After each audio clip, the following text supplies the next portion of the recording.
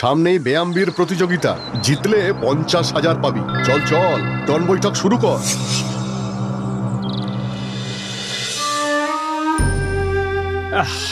এবছর খরা সব শেষ করে দিল গো গিন্নি। এই দুবেলা ভাত জোটানোই এখন দায় হয়ে পড়েছে।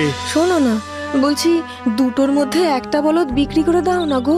আমাদের কাছে থাকলে তো বেচারা না খেয়েই মরবে, বিক্রি করলে অন্তত খেতে পাবে। ঠিক আছে, কিন্তু একটাকেই বেচবো। কিন্তু খরায় তো হাট বন্ধ, কিনবে কি?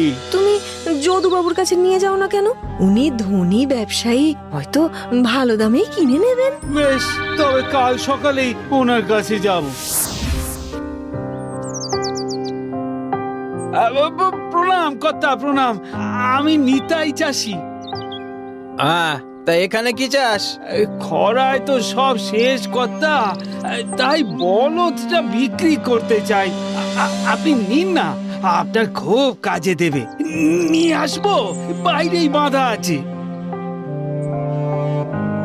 বাইরে ওই বিটকেল কালো বলদটা কার রে? আর তোরা সরাচ্ছিস না কেন? দাদা, ওটা আমাদের কাছে বিক্রি করতে এনেছে, বলছে আমাদের নাকি খুব কাজে দেবে। থাম থাম, তোকে না বলেছি আমার ব্যবসার থেকে দূরে থাকতে? আর ব্যায়াম থামালি কেন?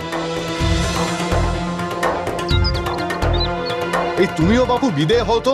একটা বলদই যথেষ্ট, দুটোর পিছনে পয়সা খরচ করতে পারবো না।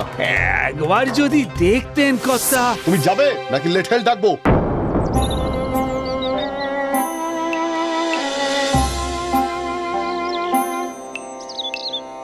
যদু ব্যবসায়ী নিল না বলদটা, আমায় বেচবে? আপনি নেবেন, কিন্তু আপনার কাছে কতই বা পয়সা হবে যে আপনি একটা বলদ কিনতে পারবেন? টাকা নেই, তবে 7 রাজার ধন এক জাদু বোতল আছে।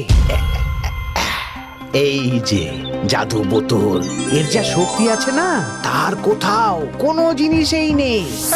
এইসব আজে বাজে জিনিস গছিয়ে বলদ দিতে চান? আমি ভুল কিছু বলছি না, তুমি তুমি এই বোতলটা একবার নিয়েই দেখো না। হ্যাঁ, আর বোকার মতন আপনাকে বলদটা দিয়ে দিই? না না না, সে গুড়ে বালি। বেশ, আগে বাড়ি গিয়ে পরীক্ষা করো। বোতল থালায় রেখে বলো, বোতল তোমার খেলা তুমি দেখাও। কাজ না হলে তোমার বলো তোমারই থাকবে, আর যদি কাজ দেয় তাহলে আমার কাছে চলে আসবে। বেশ, এই ডুবন্ত মানুষের কাছে তো খড়কুটোই ভরসা। দিন দিন, তবে দিন।